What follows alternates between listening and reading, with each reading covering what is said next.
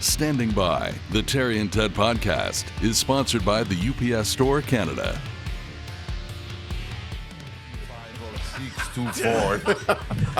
All in Adidas tracksuits. Yeah. So good. So good.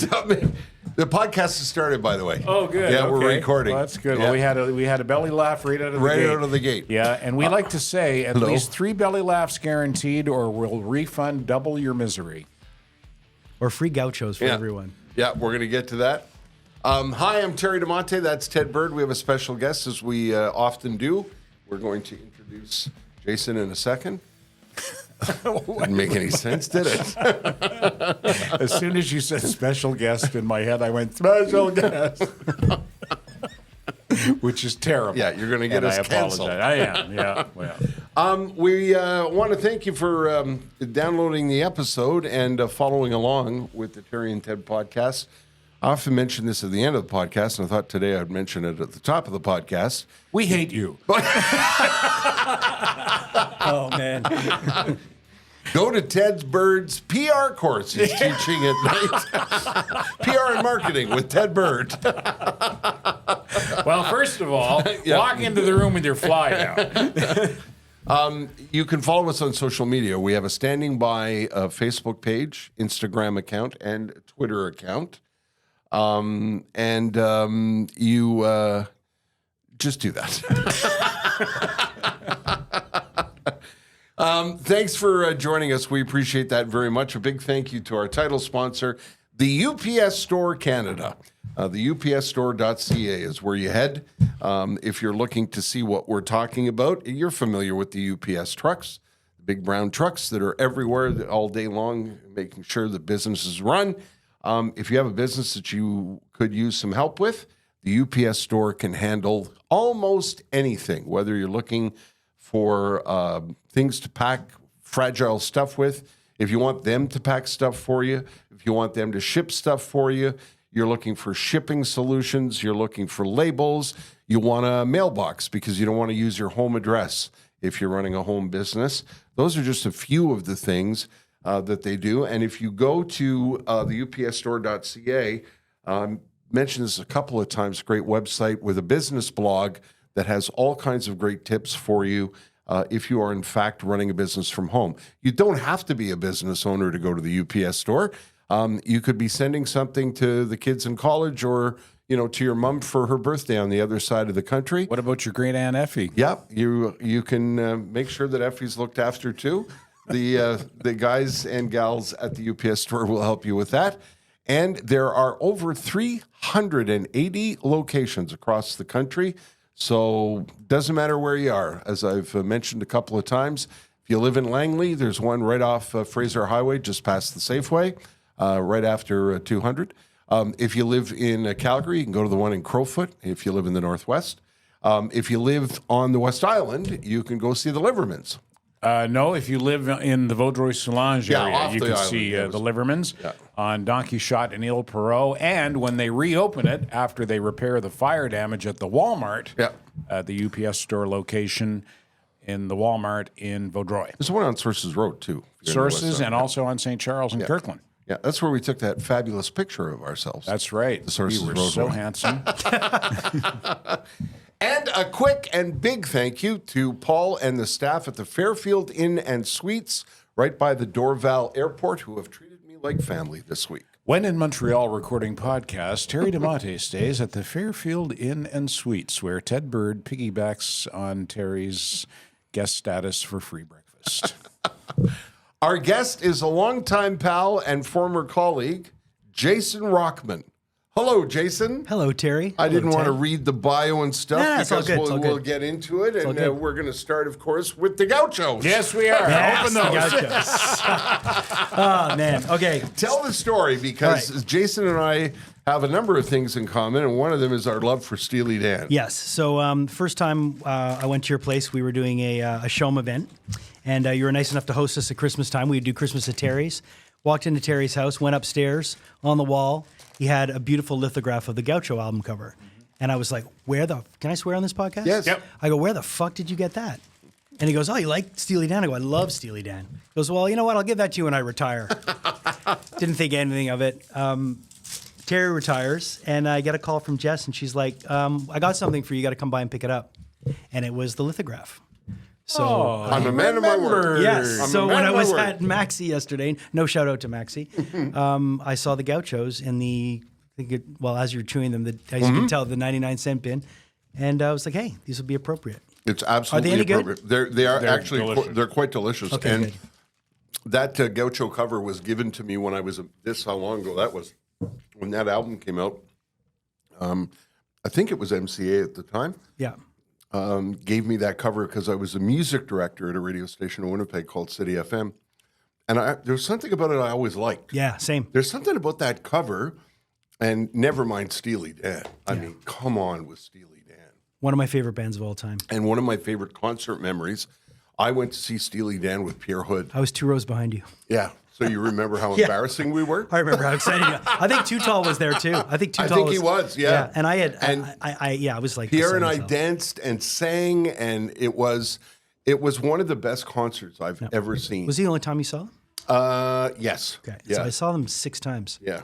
And that was You're an avid concert goer. well, but I really like them. Yeah. But that show was special. Really special. And I just wanted to say I miss doing Christmas at Terry's. They were a lot of fun. Yeah, it did. It ended up being. It wasn't Christmas at Terry's by the end. It was like. Yeah. It was, but yeah, it was really nice. It was really nice. It was really nice. It started out when I was hosting the morning show and Jason was working at the station. I said, I think when I came back from Calgary, so when's the Christmas party? They said there isn't one. I said, what? What do you mean there isn't one? There wasn't one? No. And I said, you know what? We're going to do it at my house. We'll order pizzas, and then we turned it into a radio show, and then we turned it into a bit too big of a party, and then we pulled back a little bit, and then got a little bit more organized and less well oiled. But it was fun. It was something. It was really, really fun. Something I looked forward to, because these things can always be. They can be a little stale. Yeah. And it can feel like I can't wait to get out of here. But that was always one that I really enjoyed. It's because we had a good crew, Great and crew. it was a lovely spirit in the station at the time, and there was something very festive about it, and listeners really responded to it, which I loved. Oh yeah, because what Shome was built on, as you guys know, the love of music, right? Yeah, the passion absolutely. of music. So when you get a bunch of guys that are into music all talking about music, it was just a great listen and a great thing to be a part of. And I imagine being a fly on the wall. And anyone that would come and do the support, my wife would come and do the recording and stuff, and everybody loved it. If you don't know Jason, I don't mean to limit it just to his time at Shome, because you wear so many other hats, Jason. We'll talk about them all. But let's talk about, let's start at Shome. Let's start with where you got started, and then I'd like to hear about your departure. Sure. Well, I started at Shome. My relationship with Shome started in the early 90s when we won the Shome Esprit contest. That's what was my first introduction to Too Tall. My first introduction to Shome really was listening to you a lot, you guys, when I was younger. I remember meeting you when I was about 18, wanting to be an actor, and Judith Murray brought you by. So I always, and Shome was the station I listened to growing up. It was the only game in town, and it was the best one.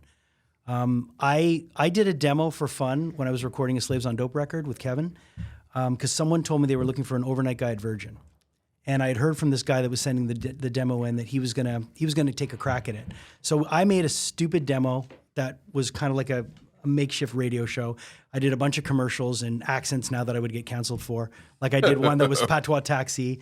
I did a bunch of accents, and I put together like a radio show, sent it into Patrick Charles. Didn't hear anything for 3 weeks, and then he called me and he said, "I listened to your demo. You're a Shome guy. You should send this into Shome." Gave it to Danielle Tremblay, and I got a call, and they were like, "We're looking for an overnight guy." And that was it. Did the days of the overnight announcer. Yeah. I did an overnights for about a month, and then they offered me a full-time job. And I was working for my dad in transport as a dispatcher. So I pulled doubles for about a year until I finally left that. And you started to do full-time evenings when? Full-time evenings happened probably about a year and a half into it. I did overnights for about a year and a half, and then it was evenings. Yeah. And how long did you do that for? I lost count of the years. 13. I was at Shome for about 13 and a half, almost made 14. And how did it end? it ended with the way a radio always ends. They take you out back and blow you out, blow your head out. I mean, it's the thing is, I always would make the joke that one day my key card won't work. Yeah. And it was literally just, had a Zoom call, opened it up. It wasn't just my boss, it was somebody else. And A Zoom call? A Zoom call. And the really? crazy thing, the crazy thing Come is... on. I shouldn't be surprised. No, but the crazy thing is I had been replacing mornings for Sharon. I'd been filling in, and I was there that morning, and I had got an email saying, can you get on a Zoom call at 11? And I'm like, well, I'm leaving in half an hour. Could we just talk now? And it was just, got on, took the Metro home, and I was like, something's weird. Opened it up, and then immediately when I saw the 2 windows pop up, I was like, oh. But honestly, I was almost relieved because... Why? A, I knew I was going to get a nice long paid vacation. And B, I think I was ready for a change. And I think one of the problems with when you have a job like that, everyone else around you says you're an absolute idiot to leave a job like that. It's the greatest job in the world. But if you're not fulfilled, you're stuck in this holding pattern. Were you not enjoying it? Not the end, no. Why? The things I wanted to do at that station were help bands. And I couldn't really do it as much as I did before. Right. And I just felt that I felt that it had run its course. Most of the things I got my yayas out were stuff that I did outside of the station. It's hard to, in light of the changes that have come across the industry and the attempt by the companies to do everything out of one city. Right. It's getting, I think it is now impossible to be a local force. Oh yeah, it was really, and that was the thing excuse me for interrupting, but you when you got the evening show, you were doing that. I took it upon myself to say, hey, let me do what I saw Too Tall do with Made in Canada and try to give as much light as I could to the bands, and they let me do it. Right. When Andre was there and Picard was there, who was our music director and station manager, they really opened that up, and Show'em almost became cool again. Yeah. Where we were actually helping bands. It did become a thing. We were a driving force on what was happening in the country. Yeah. And I was ready for a change, so I took that Zoom call very well. Yeah. And I chose to really keep my head held up high, and I didn't want to get into any mudslinging. No, as well you should have. Yeah. Because as I said at the start of this podcast, you wear a lot of hats. Yeah. You're like a Swiss Army knife. You do a lot of things. And you're really good at them all. You're not a jack of all trades who does some of the things poorly. You do them all well. I lament the fact that Zoom call dismissals have been normalized. Yeah, I know. You know what I mean? It was. Because how Ted and I were talking about this in the car on the way home last night. How difficult is it to treat people with some common decency? Especially when you've had a 14-year run. Yeah, you figure it would be. Sorry again. Yeah. In the office. Yeah. Hey, Jason, come on in. Yeah. I got to close the door behind you. Yeah. I'm really, really sorry. Yeah. Some empathy and something like that. I get it. It speaks to their cowardice. Yeah. And I get it. It's the corporations and blah blah blah blah. But there's something just so shitty. Yeah. About a Zoom call. It's cowardly. It's, the thing is, it's not something that I have to carry the burden of because I wasn't the one who did it. Yeah. Good way of looking at it. Yeah, but really, I can't afford having a resentment in my life. I mean, you know what I'm talking about. So I really I wanted to turn the page. Again, it was June. I had the whole fucking summer off paid. Yeah. So I just said to myself, well, this is the first year I'll be able to go to Fantasia and cover it for 3 weeks.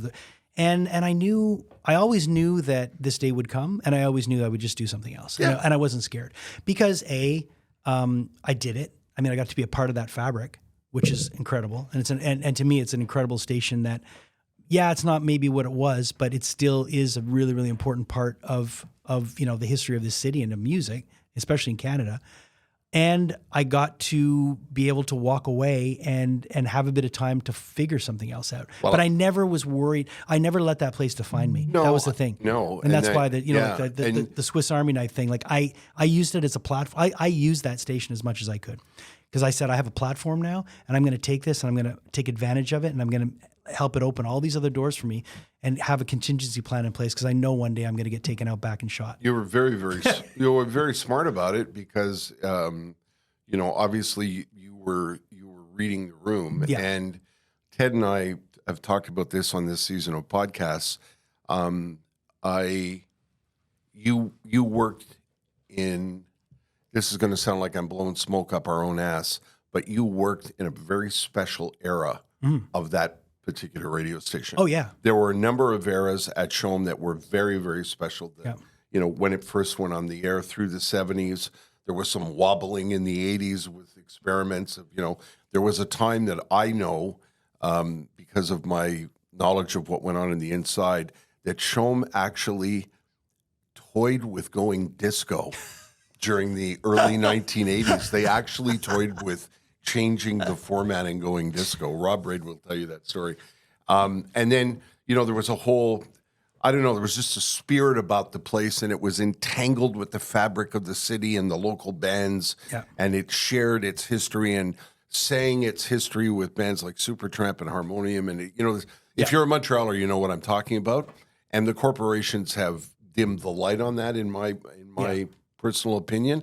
And again, because I know what's going on inside the business, when you did the show at night, when I did the show in the morning, I could say to myself, you know what, this would be a good morning to play this record. Yeah. And I would go find that record, or get Esteban to get it online, and I would play it. It wasn't on the computer sheet. Yeah. And if you wanted to support a local band, you could play a thing. Now there's a guy in Edmonton, Alberta, who's typing out the computer sheets for what's going to be played in Montreal. That's bullshit.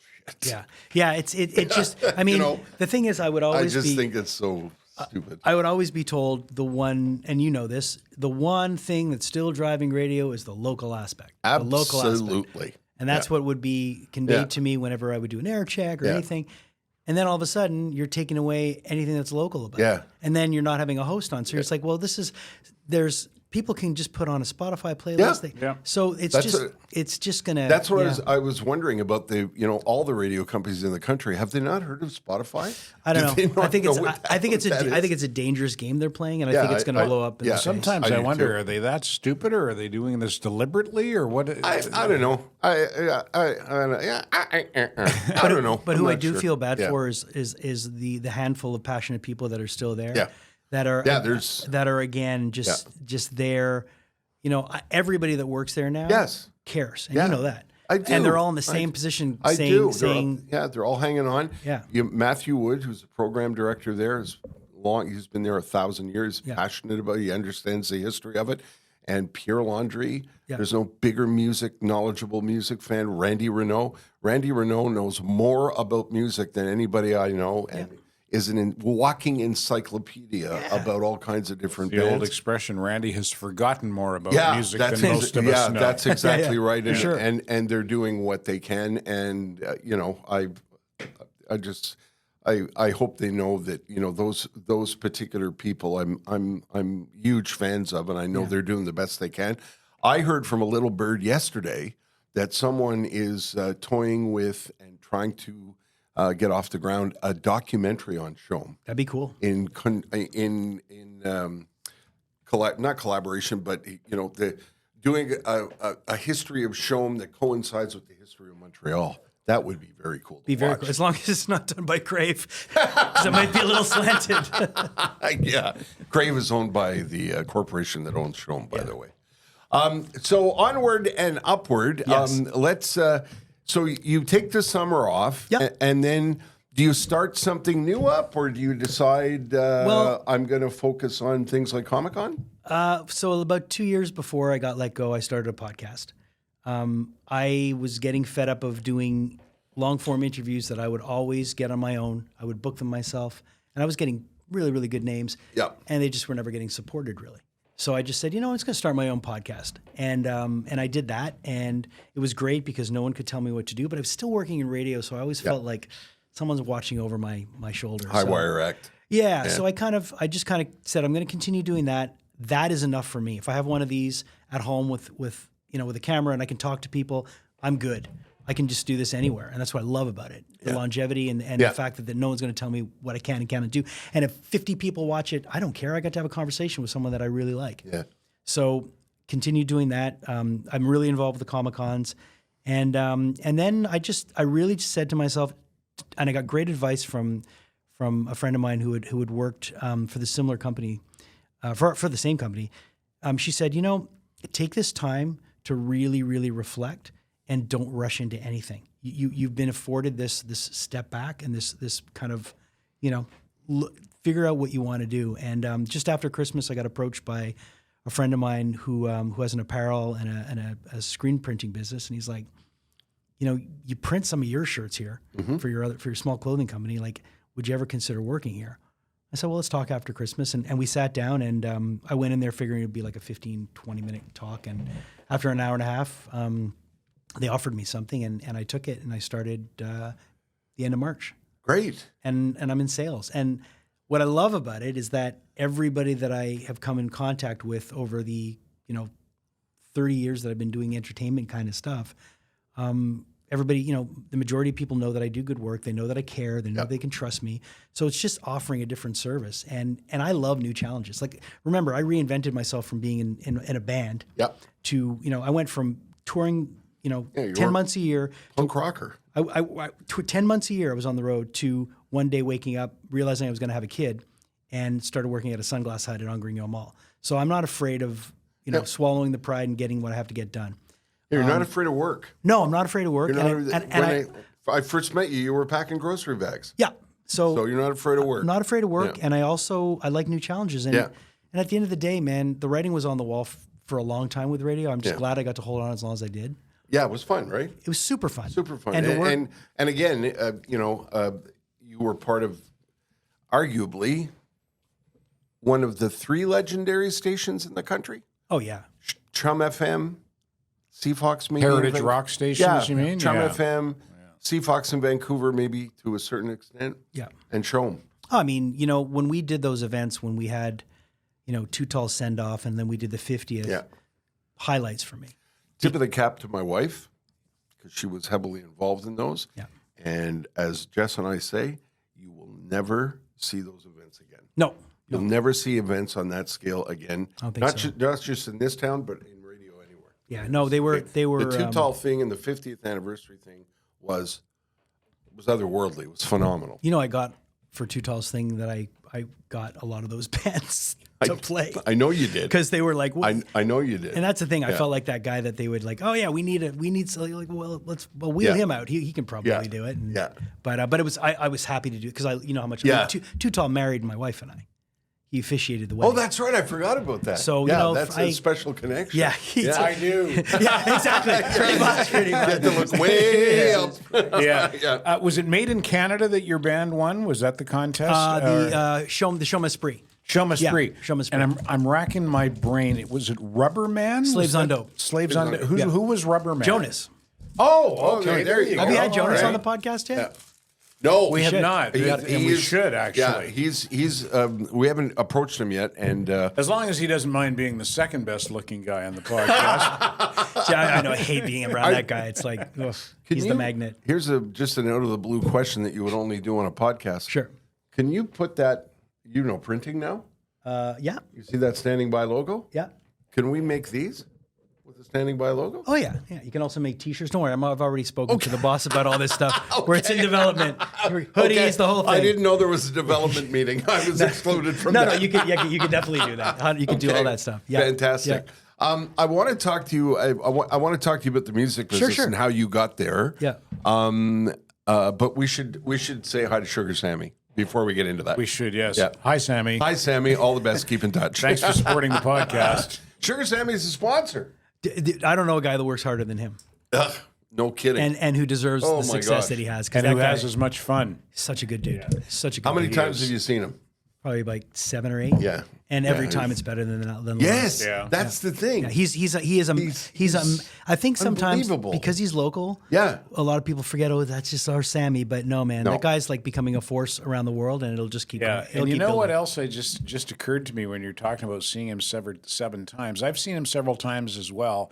And I don't hold this against any comedians, and I do it myself when I dabble in stand-up because it's part of the game, but I've never said to myself, oh, here comes that joke.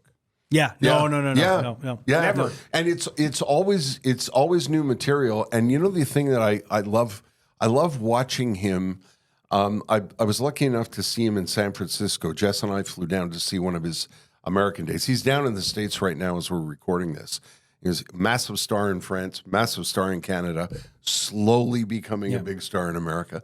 And in San Francisco, when we had breakfast with him the night before the show, he had spent the day before learning as much as he could about the local area. Yeah. And brought local new material that he wrote that day to the stage that night.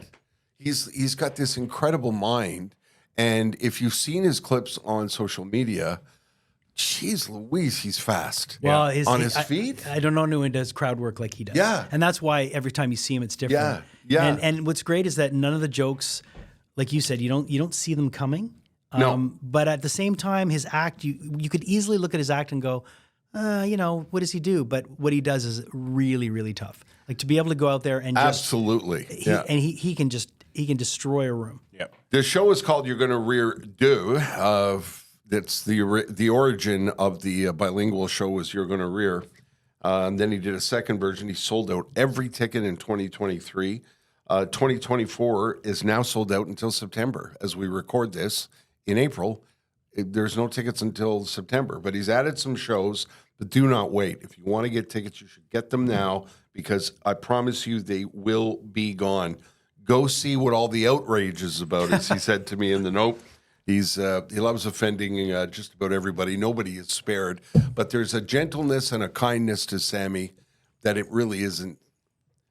The likability is off the charts. Cutting. Nobody hates Sammy. Nobody gets angry. He can get away with it. Yeah, exactly. Yeah. And we all know in this room, one of the nicest, kindest people you'd ever meet. Yep. I've become good friends with him, and he's a good and loyal friend. Yep. And was so kind to me during my health issues last year. Anyway, go to sugarsammy.com and don't miss the show. Let's talk about Slaves on Dope. Where did your love of music start, Jason? And what was the first instrument you picked up? And how did Slaves on Dope come to pass? Love of music started with the radio, hands down. Started with started with Montreal. Started with the Police, all that stuff. I was in theater school, and it was probably a few years before I sobered up. I wasn't a great student. And when it came time to do our first year production at Dawson, they were asking us all to sing, and I sang a song, and the teacher was like, "You actually have a pretty good voice." So I ended up singing something in that play, and it was like an Elizabethan song. I think it was Greensleeves, and it was just so cheesy, but I liked it. I liked singing, and I could never play an instrument. I still can't play an instrument, but I immediately loved the idea of being able to sing and be able to connect to people. Was that a performing bug, do you think? Oh, yeah. Okay. I mean, I always dreamed of like being in a band and stuff. And then when I got the opportunity to sing in a band, I thought, well, here I am. I'm doing theater or I'm doing music. What's easier? Well, music's way easier. You don't have to learn lines like you do in theater. You don't have to go to rehearsals. You get up on a stage, even if it's this big, and you get so many more girls. And you can be fucked up when you do it too. So I was like, "This is great." Yeah. So I had this. What a great job! Right.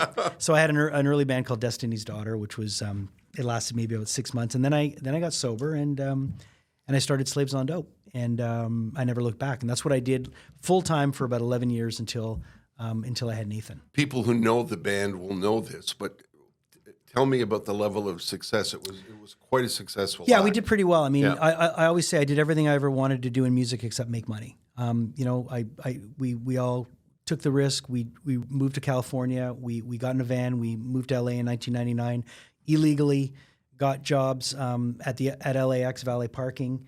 Lived in a one-room apartment in Hollywood and started playing the scene. And within 3 months, we were offered 3 deals. Wow! And came home at Christmas time. Signed to Columbia Records. This guy named Ted Devine had signed us, and we hadn't signed yet, but we had a letter of intent, and we were going. Came home for Christmas, celebrated, went back in January, and all of a sudden we got this message that Sharon Osbourne wants to come see us play. Sharon came to see us play.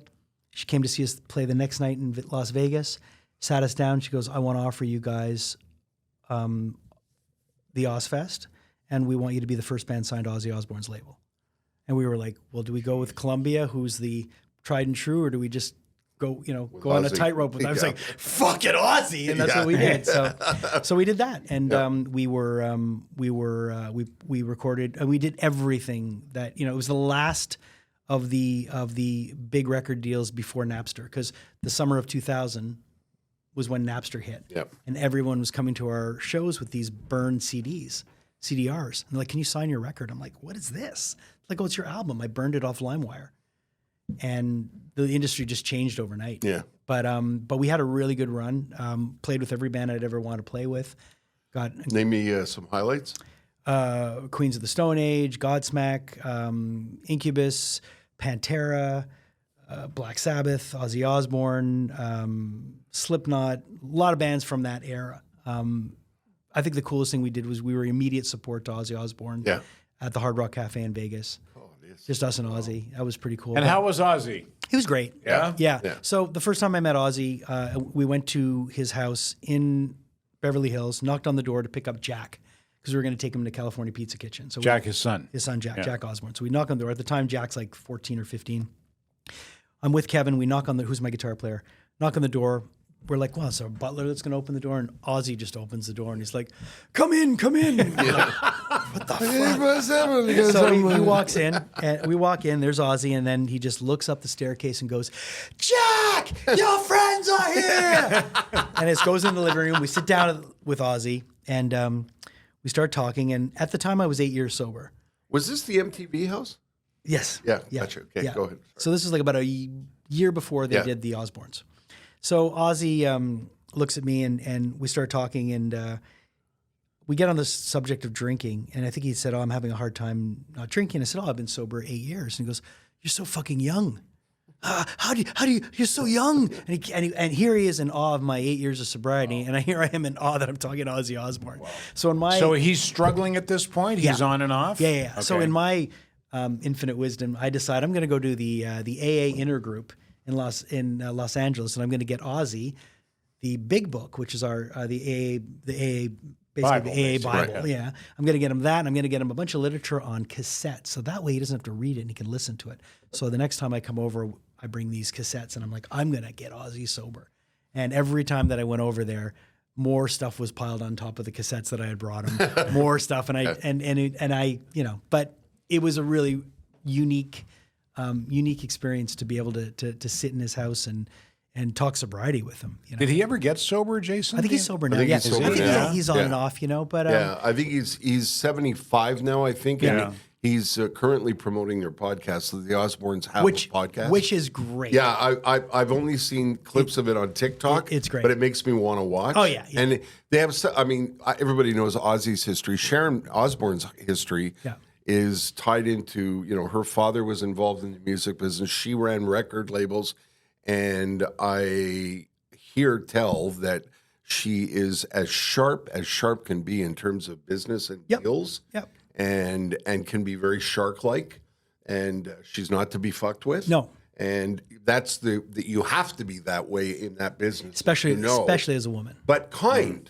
very kind. When you're in her good graces, she will do everything for you, and she really gave us a platform that we'll never, what an experience, crazy experience. Like and it's the kind of thing where you tell people you did. It's like I've done some things in my life that I tell people I do them, and I feel like I'm like, oh, you sound like such an asshole. But it's just but it's just the truth. Like I've done some really cool shit, and I think it's just a matter of being able to take the next step in front of me and look at the opportunity and go, I'm going to try. Give it. You've mentioned on a few occasions now sobriety. You've got 32 years. 31. 31. How old were you when you got sober? 21. 21. Yeah. Can you even begin to? I have 27 years. Yeah. And I don't mind talking about it. I know it's an anonymous program, and you and I both go to Alcoholics Anonymous meetings. But at this point, if I go off the rails, that's on me. It's AA works. Yes, it does. It does. Yeah. It's actually the only thing I think that really, really, truly works. For me, for sure. For me too. Yeah. This is a dumb question, and I already know the answer because the answer is you have no idea where you might be if you hadn't gotten. Oh, I would have been, jails, institution, or death. Like those three options. Yeah. I would have been. I mean, I'd already gone to jail, and I had a couple of near-death experiences where I'm like, how the hell did I get out of that? So, how old were you when you got sober? 21. 21. Okay. Yeah. So, the writing was on the wall. I mean, it was just so clear to me when I finally came into my first Alcoholics Anonymous meeting that I had gotten to where I needed to be, and I was home. I immediately felt that. So the decision to not drink was non-negotiable from day one. It's the isms. So as you know, alcoholism, we take the alcohol's been out of the equation for 31 years. I'm not going to drink again. Yeah. But man, the shit that I've done in sobriety. Yeah.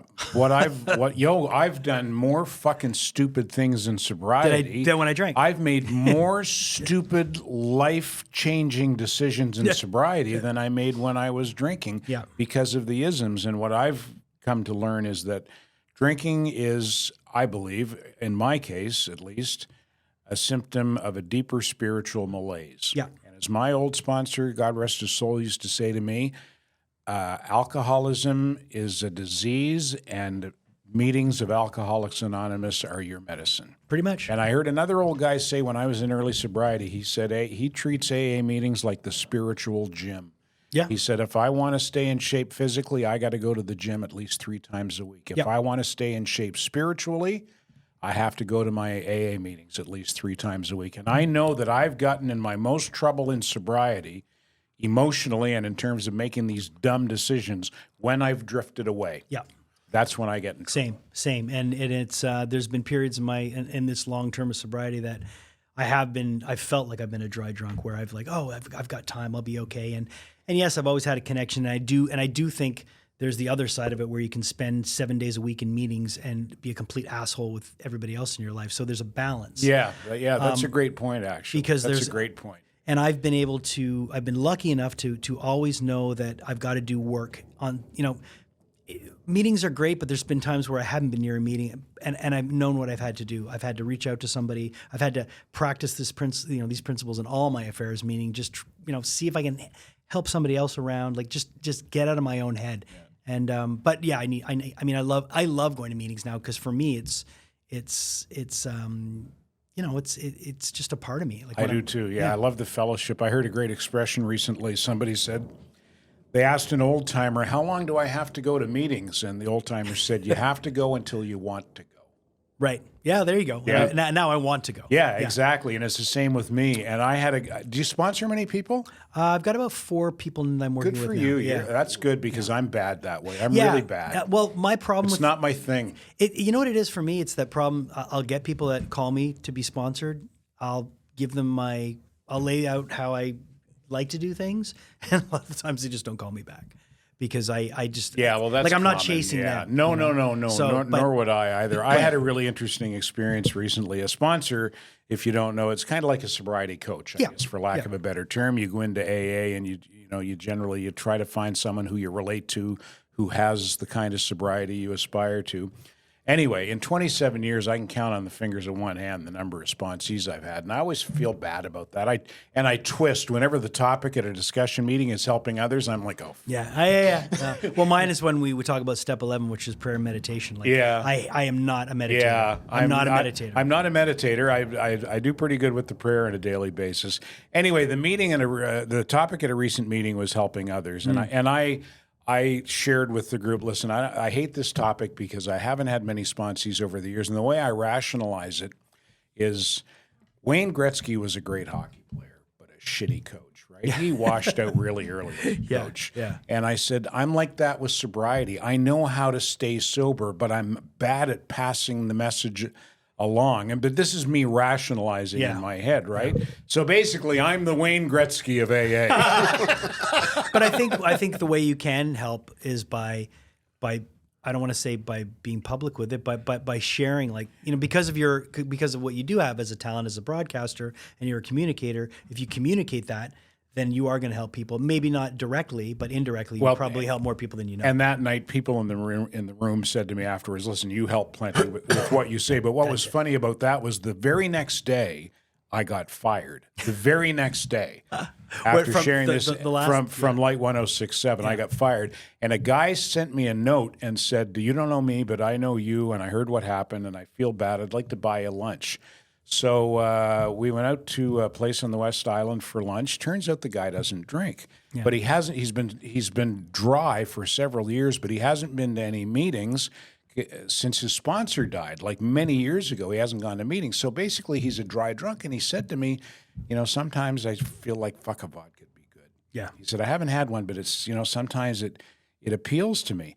And so I said, well, you and I are going to start going to meetings. And so we have. And so that was, to me, that was, whether you want to call it God, higher power, whatever, saying, okay, Wayne Gretzky, here you go. Here's your new wingman. And I think that, like, doing those things, even if the title of the sponsor isn't there, that you're doing what you need to do. Yeah, well, like I say, I got some reassurance from other people in the room. But love it. Good on you, man. 32 years. And I say, I don't mind talking about it publicly now, but I still cringe when I see people get their, 2-month sobriety chip and they're on Facebook like this. Yeah, I know.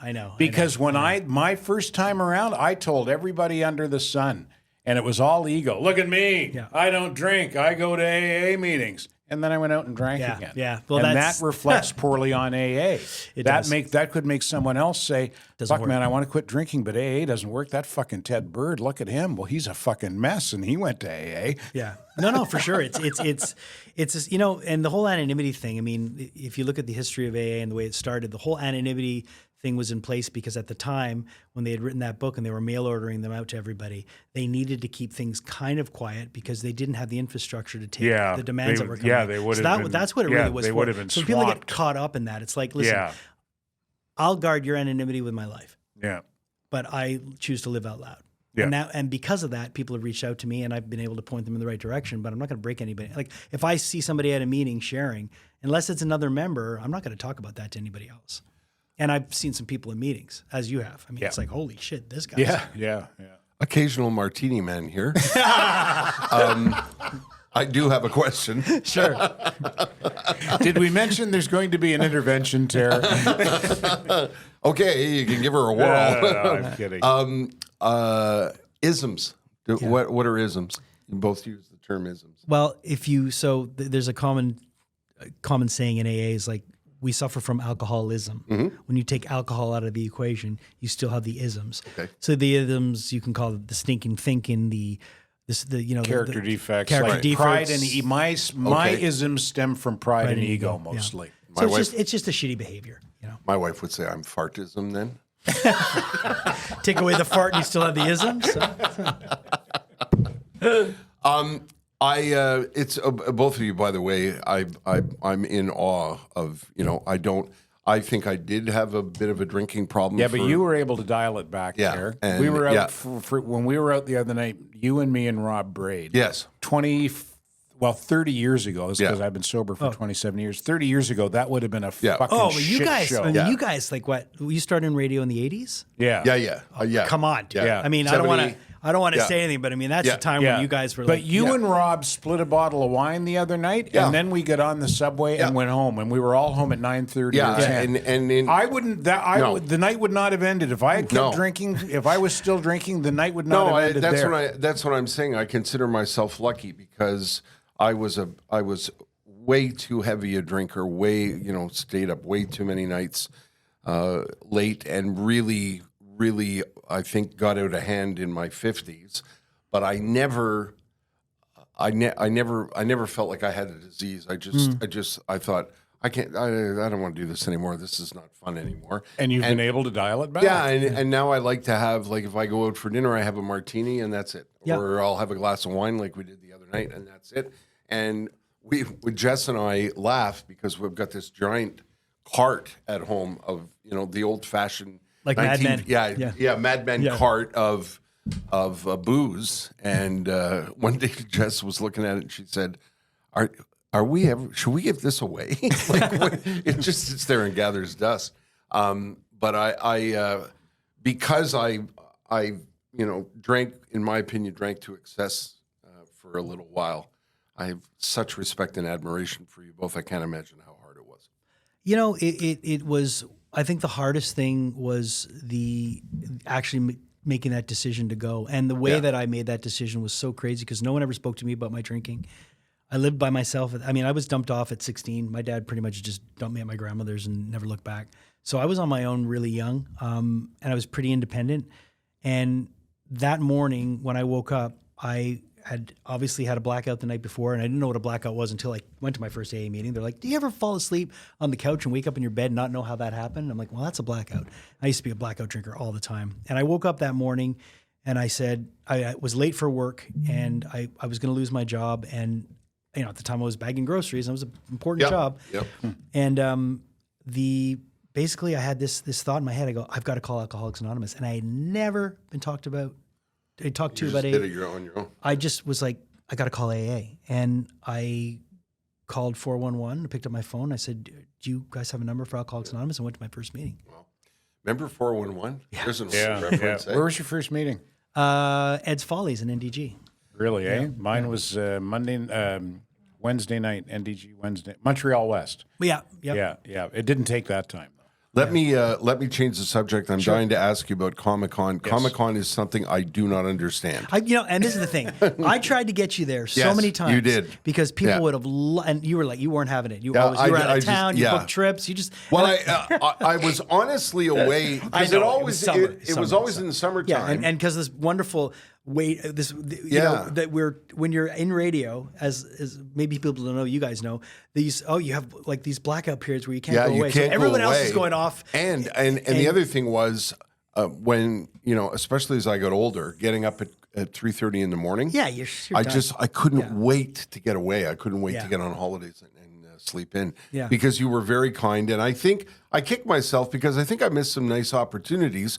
You've had some very, very big people come to town. Oh, yeah. I mean, it's like a who's who of so how did you get involved? Was it your love of that genre of art that got you involved? Well, it was an opportunity in front of me. And kind of, what I've always kind of done in my life is I've gone to work somewhere. And I guess maybe it's the old Eastern European Jew thing in me where you got to go there and you got to work hard because you're lucky to be here and just figure it out and make yourself indispensable so they won't get rid of you.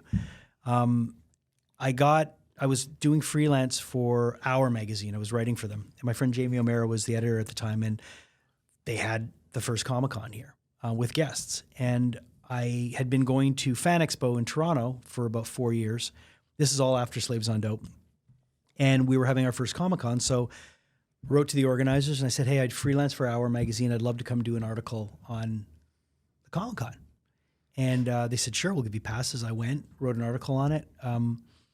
And the first three guests were Lou Ferrigno, who played the Incredible Hulk, the Honky Tonk Man, who was a wrestler, and Jeremy Bullock, who played Boba Fett. I ended up taking the three of them to dinner. Cool. On the Saturday. Wow. That's cool. I just fell in love with the event. And I said, I'd love to get involved somehow. The next year I was at Shome and it just grew from there. And about 3 years in, they're like, maybe you should just be our spokesperson because we don't really know you're doing something here and you're helping us. And I helped them get, advertising on board and it just grew and grew and grew. And then at one point, they came to me about 6-7 years in. They're like, we're starting a show in Ottawa. Would you like to partner with us? And I said, are you kidding me? Ottawa? That's going to tank. First year, it does like 30,000 people. I'm like, I guess that offer's off the table. Well, you can be our spokesperson. So I've just stayed with them. They've got 5 shows now, and I work with all of them. And I absolutely love Montreal, it. Ottawa, Montreal, Winnipeg. Ottawa, Winnipeg, and Quebec City. Yeah. And now we have an anime show in Ottawa. How does it go over in Winnipeg? Amazing. Incredible. Yeah, they got Winnipeg, they announced it, and then pandemic happened. So it took 2.5 years till they could do it. And it's just unbelievable how well it's. How do you describe it? Is it's. I used to look at I must admit, when I was much younger, I used to look at it.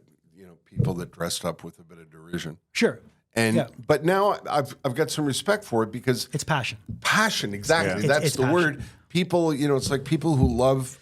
Like David Beckham spends a lot of money on Lego. And he's in his 50s, I think now, or going to be 50, and.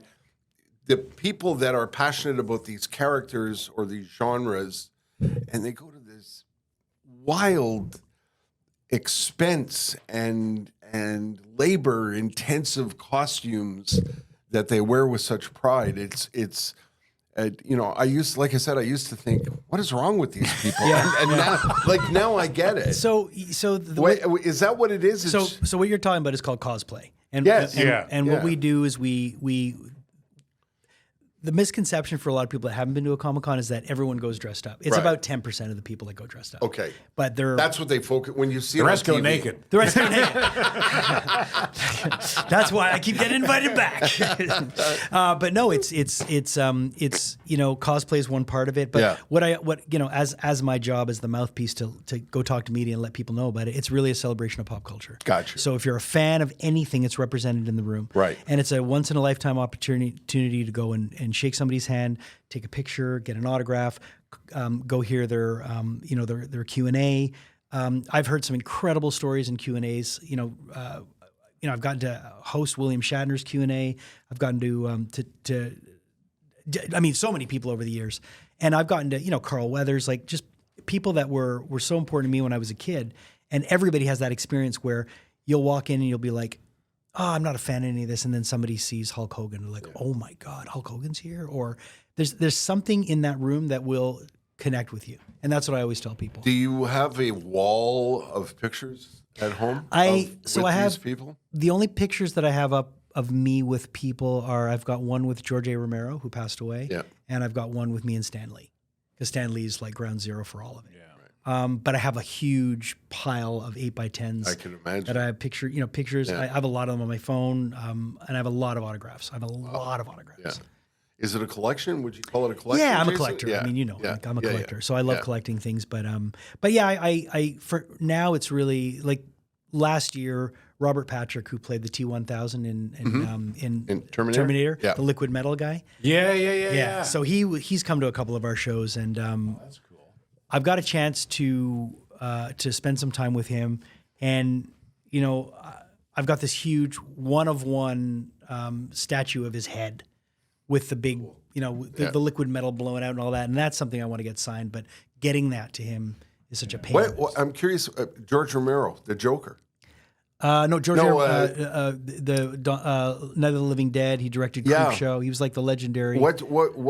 Why that picture? Creepshow for me was like such a. I loved that movie, and I just loved him, and the time we spent together. Like hosted a couple of his panels, and he was just really a nice guy, really nice guy. And he was his last show that he did was in Ottawa, and then he passed away a couple months later. When's the next one, and who's coming?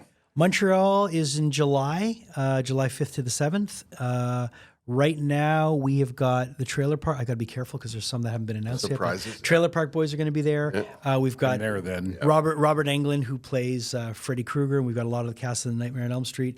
Plus, we've got a bunch of other stuff that we're announcing that's going to blow people away. So, I don't live here anymore, so I've got an excuse. Yeah. But the ironic thing is you'd probably fly in. Come and see the Trailer Park Boys. The Trailer Park Boys, what's incredible about them, I would.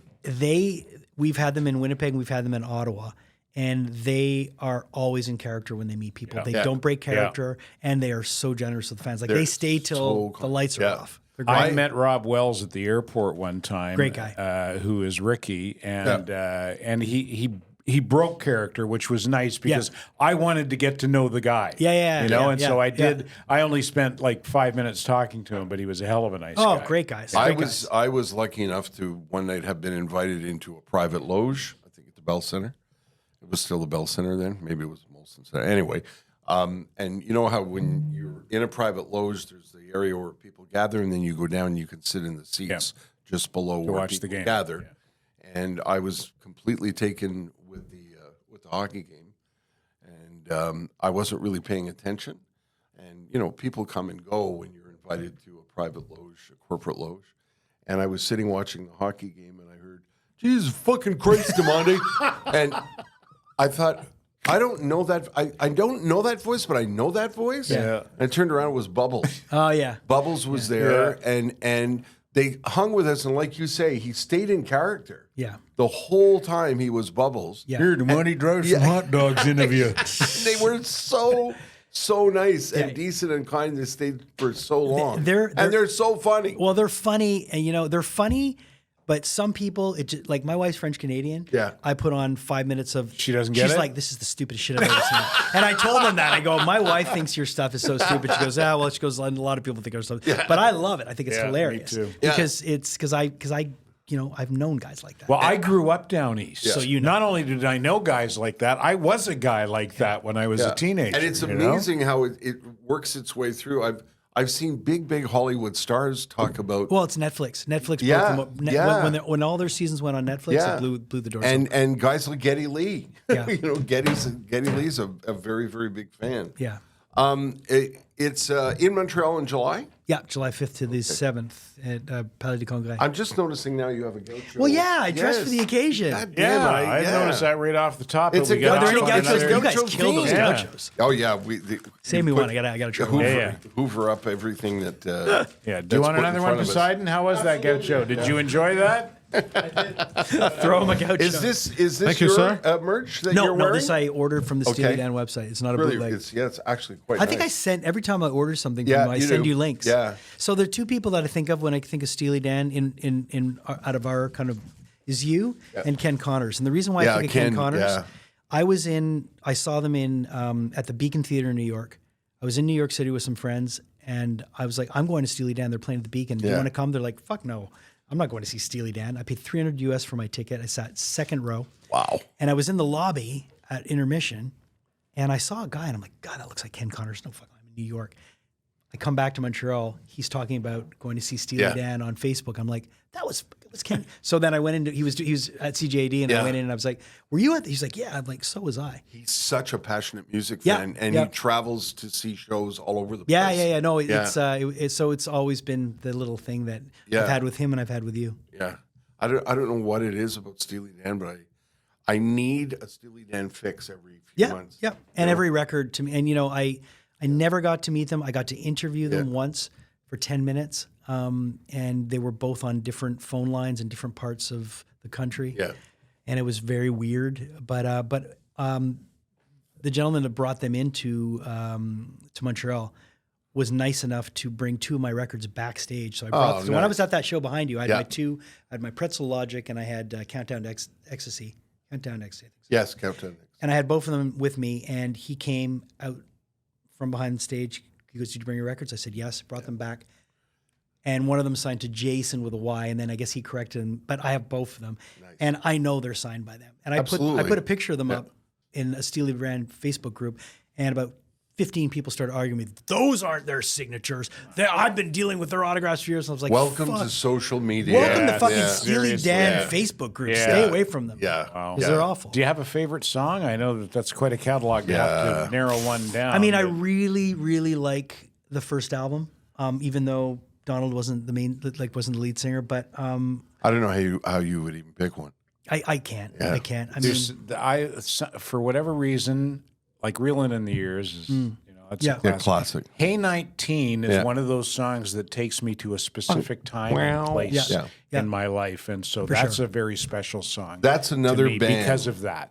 I lament, and if I had $1 billion and opened a radio station, I know exactly what the playlist would look like, because Steely Dan is another one of those bands that you never hear anymore. It's true. No. You never hear any of that era of music in the days when FM radio was super eclectic, and you could hear like Genya Ravan, and then the Eagles, and then the Doobie Brothers, and then Steely Dan, and then Joni Mitchell, and all of that music is gone from the radio. Well, when Too Tall did his Electric Brunch, I loved it. Yeah. And Sharon, before Sharon did mornings, she would do that every fucking Sunday, 9 to 11. I listened to her. And Randy does an amazing job with that too, because that's part of his DNA. The other thing about Steely Dan is that a lot of people don't know their lyrics aren't at all what you like. The music sounds like this light, fluffy yacht rock, but the lyrics are super dark. Yeah. And the name of the band is from William Burroughs. It's the Steely Dan was the dildo in Naked Lunch.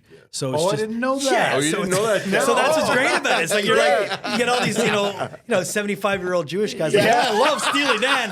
Then you love dildos. It's just like, it's crazy. Yeah. There's just a lot of double entendres with them. This is a tough question, and I've been asked it, and I know how hard it is to answer it. Do you have a memorable interview? Somebody that you spent the first 30 seconds going, "Holy fuck, I'm talking to." Oh yeah, many. You do? I think some of them, please. Jim Kerr from Simple Minds. Okay. That blew me away. Bono, Peter Gabriel. I'm thinking of the ones I did in person because they're the ones you really have that. Because it takes a moment, right? If you're sitting in front of Bono, took a moment. Bono took a moment. It was Bono and Larry Mullen Jr. and we sat down and I got word that morning that they were going to do press. Yeah. They were here for Montreal for 2 days. They sent me down. I had a Zoom recorder. It was no video.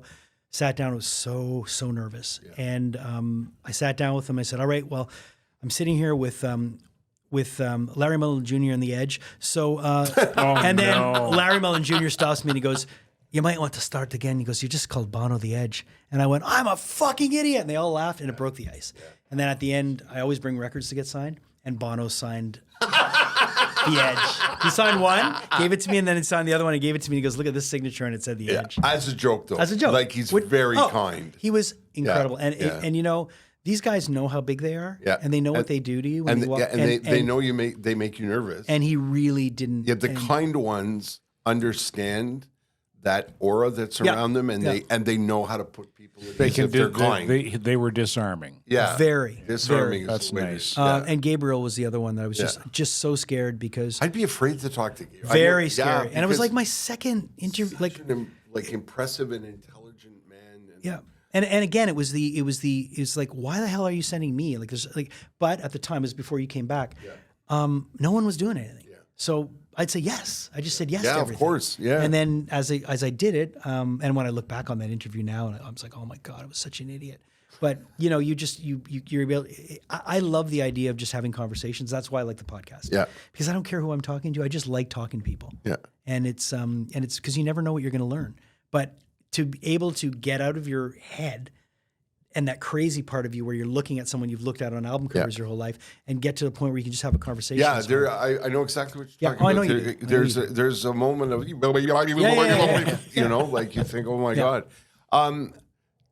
Tell us about that impressive young man, your son. My son? Well, so how is he? He's good. He's good. I've got Nathan and I've got Priya. Yeah. Both of them. My son's going to be 20 and my daughter's going to be 17.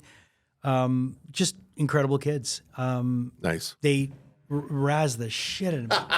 Like the one place that I'm not cool is with them. Yeah. And my wife says, she goes, "They ride you so much." But it's kind of like, you know, that line in the Welcome Back Kotter song, you know, we tease them a lot, but we got them on the spot. Yeah. Like I feel like Mr. Kata when I'm with them because like they just rise me. But please tell them I'm sorry I called him Ethan. No, it's okay. It's okay. No, they're great. Sorry. And no, they're great. Both my kids are just awesome, and I love being a dad. But now I'm at the point where they're, and you'll get this because I know you're at that point too, where they do their own thing. Yep. Man. Oh yeah. And when they do come around, I'm just so happy to have whatever time I have with them. Yeah.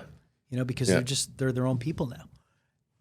So it's kind of sad in a way, but there's the other part of where it's like both my wife and I look at each other and like, we've made it through this part. Like now we're, you know, but yeah, no, I love being a dad. My mom always used to say to my friends, I remember, you know, I don't have kids, but my mom always used to say to my friends, you know, when we were in our 30s and their kids were 2 and 3 and, you know, they were complaining and, you know, about the sleep and the thing. And my mom would always like tap them on the shoulder and say, just try and enjoy every minute of it because it will go by in the blink of an eye. And it has. And it does. And I mean, life, I still can't believe that I'm 53. And just the other day, Julia said, you know, in 7 years, you can start taking your pension. I was like, what the fuck are you saying to me? I was telling my wife yesterday, we went downtown for dinner and our old friend and our good friend and old boss, Rob Braid, who is a car aficionado who did Road Test Montreal in the 1980s, if you remember. Rob figured out a way to convince dealerships to give him a car for the weekend. And really nice cars, like too. Really nice cars. And then he would do Road Test Montreal. Yeah. So look, I'll test drive your car for the weekend. Talk about it on the radio. And I'll do a little piece for you on the radio. It was genius, absolute genius. And he was a car nut. And he pulled out his Opus card the other night, and I said, what the hell? Yeah. What? And he said, hey, I'm 71 now. I travel for free. Be 65, you get a free Opus. And I the other day when we were on the Metro, I was buying tickets for me and Birdman, and I forgot I'm a senior citizen now. Yeah. So did you get your Opus? No, I forgot. Get it. Yeah. And in my head, I think I'm 42. Yeah. Oh, well, listen. I got my first. What's the check that I get from the federal government that you were telling me? You get your pension, your Canada pension, and your old age security. Old age. I got my first old age security check because I turned 65 in January, and I forgot where I put it. Oh my God. And I'm walking around my place going, did I put it in the freezer? Is it in the laundry basket? Where old man Bird can't remember where he put his old age security check. Switch to direct deposit so we want. Yeah, that's what everybody says. It's a funny thing, though, eh? In your head. In my head, I'm 20. Yeah, I'm 20, and I still act like I'm 20, and.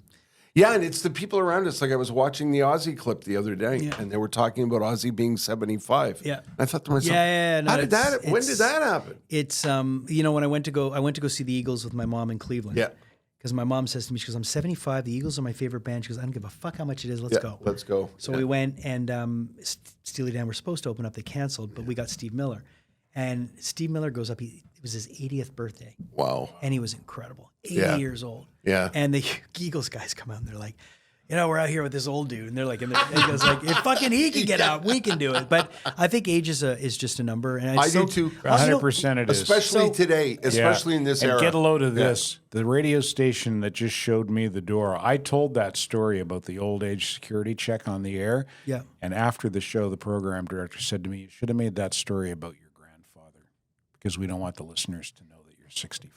Wow. Yeah, that's fuck you. That's a good fucking fuck you. A good strategy. That's the stupidest. Lie to your listeners. That's a good strategy. That's the dumbest thing I've ever heard. Well, that could come back to bite them in the ass. We'll see how it goes. Excuse me. Stop talking about it, Ted. Sorry. Yeah. I'm not your lawyer, but that's what your lawyer would say. Yeah. Well, it's funny. When I started at Shome, you had just left. I literally started the Christmas when you left, and I never got to do a show with you. Was that flamethrower? Yeah, that was one of the dumb decisions. 13 years into sobriety, rather than trying to figure something out with a boss I hated, I went, fuck you. I remember because you were. Fuck you. I remember because I remember at the morning it was you would quit. And I remember going in. I hope I'm okay to talk about this, but I just remember coming in and Pete walked in, and all I remember him was saying, "God damn it, Ted, you fucking, where are you, fucking Ted?" It was just, and I remember I'm like, well, I guess I'm not going to do a shift with Ted. It was over the Christmas holidays, so. What did you say? At least I had my pride, but pride wasn't paying the bills or something. But you know what, man? Honestly, the great thing is that, as you know, I always remain teachable, and you know that's the same thing. Yeah. And when I got let go, I knew that at that moment I felt really serene, and I even called. I don't know if I called my boss after the call. I called him and I asked him if he was okay. I go, "Are you okay?" Because I know that must have been really hard for you to do. Yeah. And he said to me, he goes, "I can't believe you're calling me." And he said, "You're a class act." Yeah, that was lovely of you to do, because I know the man you're talking about, and he's in a a tough position, very difficult decision, and he's a good person. He is a good person. Let's do some funny from Twitter before we go away. Sure. Yeah, we're not ready to go away because we have some people to thank. Do you want to do the thanking or the funny? Well, what would you like? It's up to you. Well, it's it's a team rather the. Let's do the thanking, and we'll go out with the funny. We'll do the thanking and the doing, and then we'll do the going. All of a sudden, we're three Jewish men over 50 now. Do you want to do the thanking or do you want to do the going? It's up to you.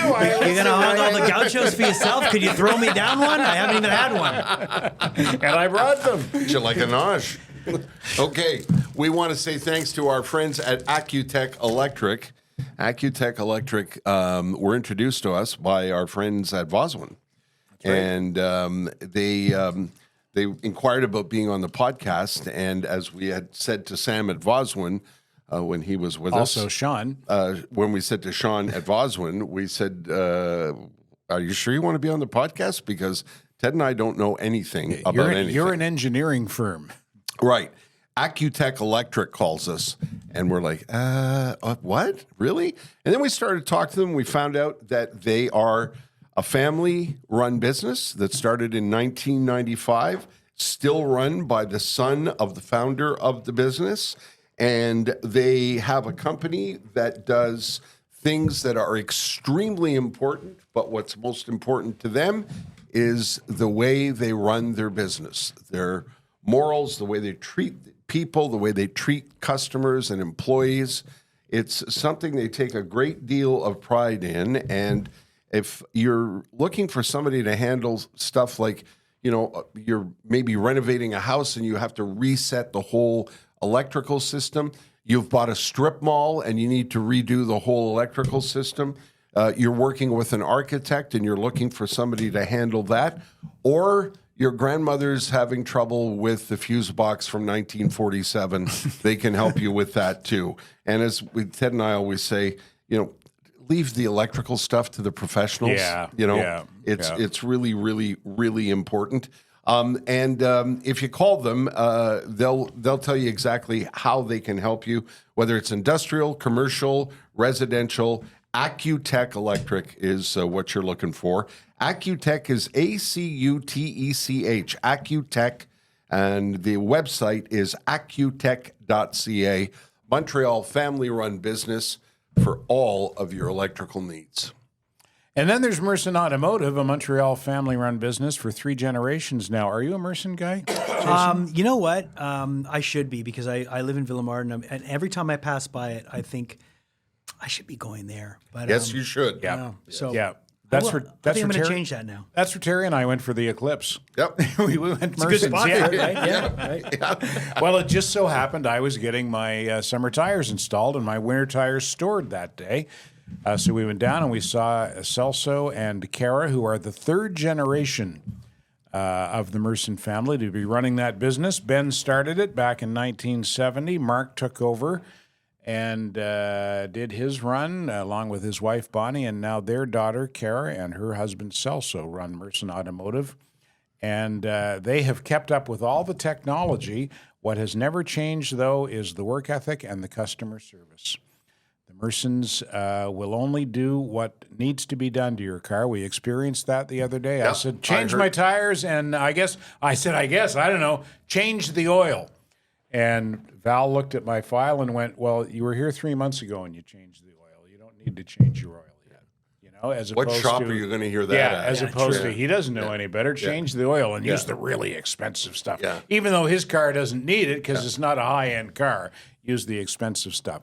They treat you right, and that's what keeps customers coming back. And the same way that they've been in business for 3 generations, 3 generations of customers have been coming into Merson's. That's how you build. That's how you stay around as long as they have stayed around. Yep. You build that reputation. We see families.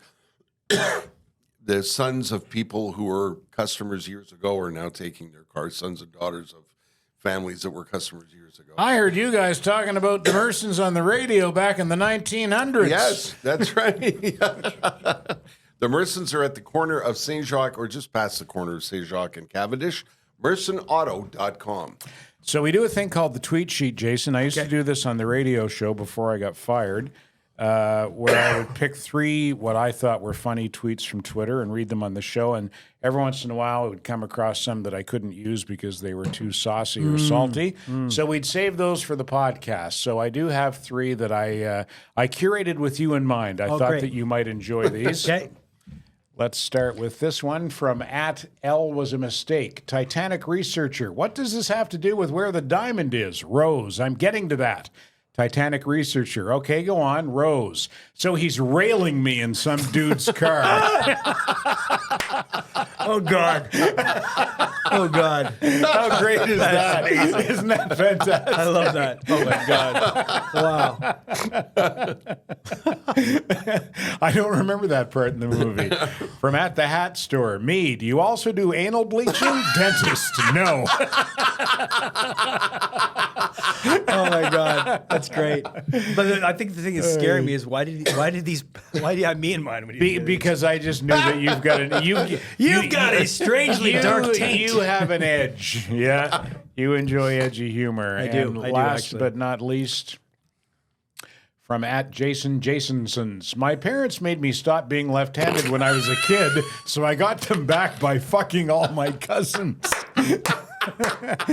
Oh my God, that's so good. I'm telling you, there's so much funny on Twitter. Where do you find this? This thing only has 370 views. You must have to look pretty hard. Well, there are certain accounts that I follow, and then I'll see who they retweet, and then I'll go to those accounts. It's really not that difficult to find the funny on Twitter. There are a lot of funny people on Twitter. Yeah. I love it. That's great. Jason, are you still doing your podcast? I am. Let's plug it. Sure. A podcast called the Rockman Power Hour. It's on, we try to do an episode every week. It's on YouTube. It's on all your streaming audio services. And I love it. Yeah. Absolutely love it. Music-based focus. Music, entertainment, anything Yes. that's pop culture-y. Gotcha. You know, I've got to talk to some really cool people on there. We got a lot coming up. I do it with my best friend Ryan, and my wife produces it. So it's just, they just wind me up, tell me where to go. And it's nice to be able to have all my content in one place and not give it away anymore. Fantastic. Yeah. You've been a great guest, Jason. Thank you. Thanks for having me, guys. Listen, you're a great guy, a good human being. Lovely to know you and have you as a guest. And congratulations on the run in radio. I'll see you around the rooms. And, yes, definitely. You'll see you. What's it? It's this thing. It's this thing. We have a secret handshake. Another one of the isms. Yeah. Our thanks to Poseidon, who's our producer. Our thanks to Pantelis and Mike Ward, who are our executive producers. And thanks to you for downloading the episode. We'll see you again. Standing by, the Terry and Ted podcast has been brought to you by the UPS Store Canada. The UPS Store near you is locally owned and operated by a member of your small business community.